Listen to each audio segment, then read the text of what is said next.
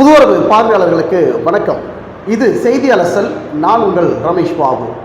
சதிவலையில் சிக்கும் எடப்பாடி பழனிசாமி மெகா கூட்டணியை உருவாக்க ஒன்றிணையும் சில முக்கிய தலைவர்கள். எடப்பாடி பழனிசாமியினுடைய இந்த சூறாவளி சுற்றுப்பயணம் அவருக்கு அதிமுகவுக்கு பயனளிக்குமா அப்படிங்கிறத இந்த செய்தி தொகுப்பில் தெளிவாக பார்க்க போகிறோம். நம்முடைய சேனலை இது வரைக்கும் சப்ஸ்கிரைப் பண்ண பார்த்துட்டு இருந்தீங்கன்னா நம்மளுடைய புதுவரவு சேனலை சப்ஸ்கிரைப் பண்ணிவிட்டு பாருங்கள். அப்படியே இந்த வீடியோக்கு ஒரு லைக்கை போட்டுட்டு உங்களுடைய கருத்துக்களை மறக்காமல் கமெண்ட் செக்ஷனில் பதிவு பண்ணுங்கள்.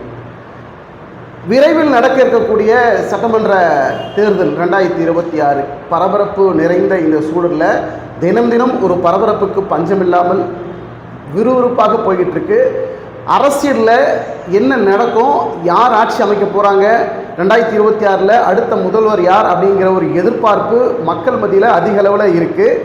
இந்த சூழலில் ஒரு மெகா கூட்டணியை உருவாக்கணும், நம்ம வேற ஒரு கூட்டணி உருவாக்கி சில முக்கிய தலைவர்களெல்லாம் நம்ம ஒன்றிணையணும், நம்ம வேற ட்ராக் எடுக்கணுங்கிறது சில தலைவர்கள் வேறு மாதிரியான முடிவு எடுக்கிறாங்க. இது எடப்பாடி பழனிசாமிக்கு எதிராக அமையுமா அப்படிங்கிறது தான் ஒரு பேசுபொருளாக போயிட்டுருக்கு. இங்கே என்ன ஒரு சிக்கல் அப்படின்னா, எடப்பாடி பழனிசாமி நம்ம ஒரு மிகப்பெரிய ஆளுமை மிக்க தலைவர் அப்படின்னு அவர் நினைக்கிறார்.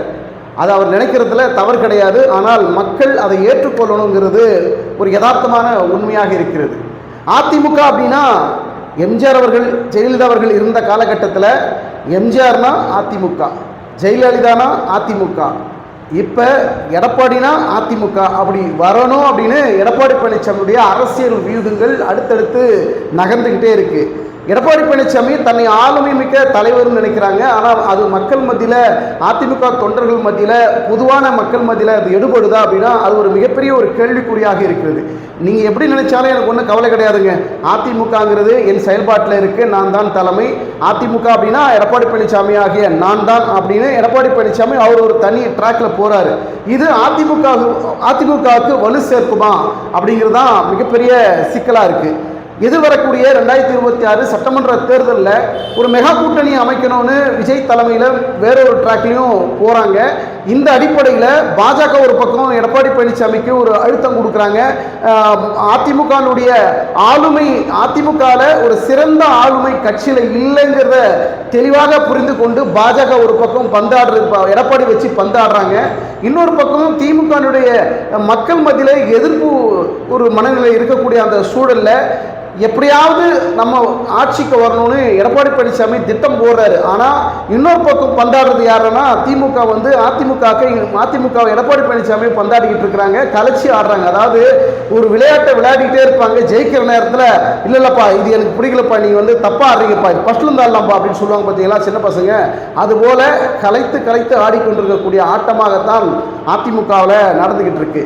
இன்னொரு முக்கிய செய்தி அப்படின்னா, அதிமுக இருக்கக்கூடிய சில முக்கிய தலைவர்கள் வெளியேறுவதும், மற்ற பெரிய கட்சிகளிலிருந்து யாருமே எந்த சில முக்கிய தலைவர்களும் அதிமுகவுக்கு வராததும் இது ஒரு மிகப்பெரிய விசேஷமான விஷயமா இல்லை அதிரடியான அரசியலா அப்படின்னு பார்த்தா அதிமுகவுக்கு மிகப்பெரிய நெருக்கடியும் பின்னடைவும் கொடுக்கக்கூடிய ஒரு சூழலாக இருக்கு. இங்கே இன்னொரு விஷயம் நம்ம முக்கியமாக பார்க்கணும். வருகிற 5ஆம் தேதி செங்கோட்டையன் மனம் திறந்து பேச போறார் அப்படின்னு சொல்றாங்க. அதிமுகனுடைய மூத்த தலைவர், முன்னாள் அமைச்சர், ஜெயலலிதா அவர்களுடைய நம்பிக்கைக்குரிய, விசுவாசத்திற்குரிய, போற்றுதலுக்குரிய ஒரு மனிதராக, ஒரு அரசியல் கட்சி தலைவராக செங்கோட்டையன் அவர்கள் விளங்கிட்டு இருந்தார்.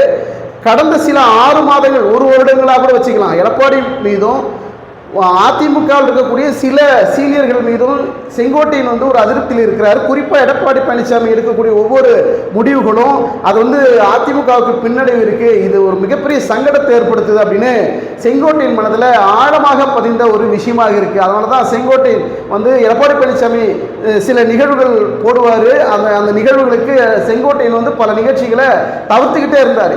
இந்த சூழலில் செங்கோட்டையன் மனதில் வேறு மாதிரியான அரசியல் முன்னெடுப்பு எடுக்கலாம் அப்படிங்கிறது ஆழமாக பதிந்திருக்கிறது. அதனால தான் செங்கோட்டையன் ஒரு விஷயத்த சொல்கிறார். வர 5ஆம் தேதி நான் மனம் திறந்து பேச போகிறேங்க அப்படின்னு அவருடைய மனக்குமுறல்களை முன் வச்சிருக்கிறார். அது என்ன பேச போகிறார்? அதிமுகவில் வெளியேறி திமுகவில் இணைய போகிறாரா, அல்லது அதிமுகவிலிருந்து வெளியேறி வேறொரு மெகா கூட்டணி அமைக்க போகிறாரா அப்படிங்கிறது மிகப்பெரிய ஒரு பரபரப்பை சூழ்ந்த ஒரு கேள்வியாக தினம் தினம் அது பேசுபொருளாக மாறிக்கொண்டிருக்கிறது. ஒரு பக்கம் சசிகலா, டிடிவி, ஓபிஎஸ், செங்கோட்டையன் இவர்களெல்லாம் ஓரணியில் திரளக்கூடிய வாய்ப்பு இருக்கு. இவர்கள் ஒரு மெகா கூட்டணி உருவாக்க போறாங்க. சசிகலா அவர்களுடைய பின்னாடி ஓபிஎஸும் டிடிவி மற்றும் செங்கோட்டையன் அவர்கள் ஒன்றிணைய போகிறாங்க. இந்த மாபெரும் ஒரு 4 சக்திகளும் ஒன்றிணைகிற போது எடப்பாடி பழனிசாமி அதாவது தனிமைப்படுத்தப்படுவார், தவிர்க்கப்படுவார் அப்படிங்கிற ஒரு சூழல் ஏற்பட்டால் நிச்சயமாக எடப்பாடி பழனிசாமி அதிமுகவுக்கு ஒரு சவால் நிறைந்த சூழலில் எடப்பாடி பழனிசாமியால் ஒன்றும் பண்ண முடியாது, நம்மெல்லாம் ஓரணியில் திரளணும் அப்படின்னு இந்த 4 சசிகலா, டிடிவி, செங்கோட்டையன், ஓபிஎஸ் இவர்களெல்லாம் ஒரு மிகப்பெரிய ஒரு மாஸ்டர் பிளான் போடுறாங்க. இந்த மாஸ்டர் பிளானில் எடப்பாடி பழனிசாமிக்கு ஒரு பின்னடைவு, ஒரு நெருக்கடி இருக்கத்தான் செய்யும். இதே போல இந்த 4 விஜய் அவர்களுடைய அந்த மெகா கூட்டணி உருவாக்கணும், விஜயோடு சேர்ந்து ஒரு மாபெரும் மெகா கூட்டணி உருவாக்கணுங்கிற அடுத்த கட்ட பிளானும் இருக்கு. நாள் நெருங்க நெருங்க இந்த கூட்டணி பலம் வேறுமாறியாக மாறக்கூடிய வாய்ப்புகள் இருக்கு அப்படிங்கிறதான் பார்க்க முடியுது. இதுல இன்னொரு விஷயம் அப்படின்னா 4 முனை போட்டி கடுமையாக இருக்கும். அதிமுக, பாஜக, திமுக, நாம் தமிழர் கட்சி. இப்ப தமிழக வெற்றி கழகம் விஜய் அவர்களுடைய தலைமையில் சசிகலா, டிடிவி, ஓபிஎஸ், செங்கோட்டையன் இணைவதற்கு வாய்ப்புகள் இருக்கு. விஜய் தலைமையில் ஒரு மெகா கூட்டணி அமைப்பதற்கு வாய்ப்பு இருக்கு. அப்படி அமைந்தால் இந்த இடத்துல ஒரு மிகப்பெரிய அரசியல் நெருக்கடிகள் உருவாகும். பல கட்சிகளுடைய வாக்குகள் சிதறக்கூடிய வாய்ப்புகள் இருக்கு. திமுகவுடைய அதிருப்தி வாக்குகள் எல்லாம் விஜய் அவர்களுக்கு வருவதற்கு வாய்ப்பு இருக்கு. திமுகவுடைய அதிருப்திகரமான வாக்குகள் அதிமுகவுக்கோ, நாம் தமிழர் கட்சிக்கோ, இல்லை பாஜகவுக்கோ இப்படி எந்த பக்கமும் பெரிய வாய்ப்பு இல்லை. அந்த திமுகவுடைய எதிர்ப்பு வாக்குகள் எல்லாம் விஜய் அவர்களுக்கு தமிழக வெற்றி கழகத்திற்கு விழுவதற்கு வாய்ப்பு இருக்கு அப்படிங்கிறதான் தற்போது இருக்கக்கூடிய அரசியல் கள நிலவரமாக இருக்கிறது. விஜய் அவர்கள் எடுக்கக்கூடிய அந்த அரசியல் முன்னெடுப்புகளில் டிடிவி தினகரன் ஏற்கனவே 2-3 செய்தியாளர் மத்தியில் ஒரு விஷயத்தை பகிர்றாரு. பாஜக என்டிஏ கூட்டணியில் டிடிவிக்கு ஒரு மனக்கசப்பு இருக்கு, அங்கிருந்து வெளியேறலாமா, நம்ம விஜயுடன் இணையலாமா அப்படிங்கிற ஒரு மனநிலை இருப்பதாகத்தான் அவர் சொல்லக்கூடிய ஒவ்வொரு செய்தியிலிருந்து நம்மளால புரிந்து கொள்ள முடிகிறது. அப்படிப்பட்ட ஒரு சூழல்ல டிடிவி தினகரன் விஜயோடு இணைய போகிறார் அப்படிங்கிற ஒரு செய்தியும் அதிக அளவில் பேசப்படக்கூடிய ஒரு பேசுபொருளாக இருக்கிறது. சசிகலா, டிடிவி, செங்கோட்டையன், ஓபிஎஸ் இவர்கள் எல்லாம் ஒரு மெகா கூட்டணி இவர்கள் உருவாக்க போகிறார்களா அல்லது இந்த 4 விஜயுடன் இணைந்து ஒரு மாபெரும் கூட்டணி உருவாக்கப் போகிறார்களா அப்படிங்கிறது ஒரு மிகப்பெரிய எதிர்பார்ப்பை ஏற்படுத்தி இருக்கிறது. பொறுத்திருந்து பார்க்கலாம். எடப்பாடி பழனிசாமியுடைய அந்த சூறாவளி சுற்றுப்பயணம்ங்கிறது மக்கள் மத்தியில் எடுபட்டதா அப்படிங்கிறது தான் மிகப்பெரிய கேள்வி இருக்கு. ஆனால் அவர் எங்கே போனாலும் ஒரு கூட்டம் கூடுது. அந்த கூட்டம் எப்படி கூடுது அப்படிங்கிறது வெட்ட வெளிச்சமாக வெளியே தெரியக்கூடிய ஒரு சூழலாகத்தான் இருக்கிறது. எடப்பாடி பழனிசாமியுடைய மகன் மிதுன் அவர்கள் அந்த எந்த ஊருக்கு அவர் சுற்றுப்பயணம் போறாரோ அதற்கு முன்பாக 2-3 நாட்களுக்கு முன்பாக அந்த இடத்துல இருந்து அங்க மக்களை வரவழைத்து ஒரு கூட்டத்தை, மாபெரும் கூட்டத்தை உருவாக்கணும். கூட்டணுங்கிறது ஒரு உள்ளிருந்து செய்யக்கூடிய ஒரு வேலை. இது எடப்பாடி பழனிசாமிக்கு கூடுற கூட்டம் கிடையாதுங்க.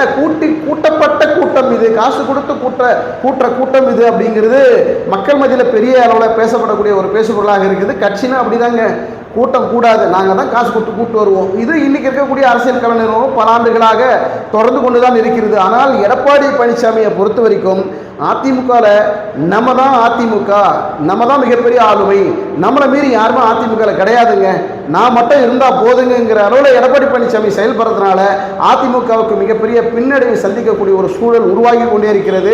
எடப்பாடி பழனிசாமிக்கு ஒரு எடப்பாடி பழனிசாமி சதி வலையில் சிக்கப் போகிறாரா? 2026 சட்டமன்ற தேர்தல் அதிமுகவுக்கு ஒரு சரியான ஒரு ரிசல்ட் கிடைக்காமல் போகுமா அப்படிங்கிறது அதிமுக தொண்டர்கள் மத்தியில் மிகப்பெரிய ஒரு அதிருப்தி இருக்கு. இந்த சூழலை எப்படி முறியடிக்க போகிறார் எடப்பாடி பழனிசாமி? பாஜக ஒரு பக்கம் எடப்பாடி பழனிசாமிக்கு ஒரு அழுத்தம் கொடுக்குதா, அல்லது எடப்பாடி பழனிசாமி அதிமுகவில் ஜெயலலிதா இருந்த போது அந்த மாதிரி ஒரு ஆளுமை எடப்பாடி பழனிசாமி கிடையாதுங்க, எப்படியாவது எடப்பாடி பழனிசாமி வச்சு நம்ம விளையாடலாம் அப்படின்னு பாஜக நினைக்குதா? ஒரு சிறந்த ஆளுமை அதிமுகவில் இல்லைங்கிறது தான் இன்னைக்கு மிகப்பெரிய ஒரு கேள்வியாக அதிமுகவில் இருக்கு. அந்த இடத்தை பாஜக தக்க வைப்பதற்கும் பாஜக அதை சரியாக பயன்படுத்துவதற்கும் அதிமுகவை ஒட்டுமொத்தமான அதிமுகவை பாஜக கண்ட்ரோலில் கொண்டு வருவதற்கான சில முயற்சிகள் நடக்குதா அப்படிங்கிற பல்வேறு கேள்விகள் இருக்கிறது. இன்னொரு பக்கம் திமுகவை எதிர்க்கிற எடப்பாடி பழனிசாமி திமுக என்ன பண்ணுது, மீண்டும் 2வது முறையாக ஆட்சிக்கு வரணுங்கிறதுனால எடப்பாடி பழனிசாமி வச்சு விளையாடுறாங்க திமுக.